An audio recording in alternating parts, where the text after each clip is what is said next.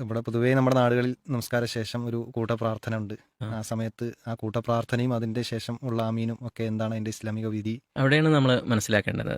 അപ്പോൾ ഇത് പറയുന്നത് നമസ്കാരത്തിൻ്റെ ഉള്ളിലുള്ള പ്രാർത്ഥനകളെ സംബന്ധിച്ചാണ്. ഇപ്പോൾ വിത്രാവട്ടെ, അല്ലെ കുനൂത്താകട്ടെ, ആ കുനൂത്തിലുള്ള പ്രാർത്ഥനകളൊക്കെ നല്ല പ്രാർത്ഥനകളായിരിക്കും ഇമാമ് പ്രാർത്ഥിക്കുന്നത്, വിത്രിലെ കുനൂത്തിൽ പ്രാർത്ഥിക്കുന്നത്.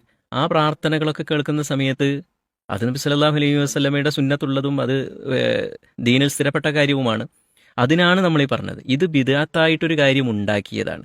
അത് എത്ര നല്ല ആശയമാണെങ്കിലും ആ ആശയം കേൾക്കുന്ന സമയത്ത് ചെയ്യുന്ന കാര്യം വളരെ നല്ലതായിരിക്കും. പക്ഷെ ഇതെന്താ അതിൻ്റെ വിധി? അതിന്റെ വിധി മൻ അഹ്ദസ ഫീ അംരിനാ ഹാദാ മാ ലൈസ മിൻഹു ഫഹുവ റദ്ദുൻ എന്നാണ്. അല്ലേ? അല്ലാഹു സുബ്ഹാനഹു വ തആല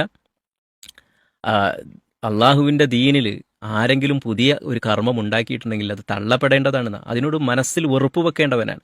മനസ്സിൽ വെറുപ്പ് വെക്കേണ്ട ആളെങ്ങനെ ആമീൻ പറഞ്ഞ് അതിനോട് സഹകരിക്കുക? ഒരു ബിദ്അത്ത് കാണുമ്പോൾ ആ ബിദ്അത്തിൽ മനസ്സിൽ വെറുപ്പാണ് യഥാർത്ഥത്തിൽ ഉണ്ടാകേണ്ടുന്നത്. അള്ളാഹുവിൻ്റെ ദീന് ഇവർ നശിപ്പിക്കുകയാണല്ലോ ചെയ്യുന്നത് എന്ന ഒരു ചിന്തയാണ് യഥാർത്ഥത്തിൽ ഒരു മുഅ്മിന്റെ ജീവിതത്തിൽ ഉണ്ടാകേണ്ടുന്നത്.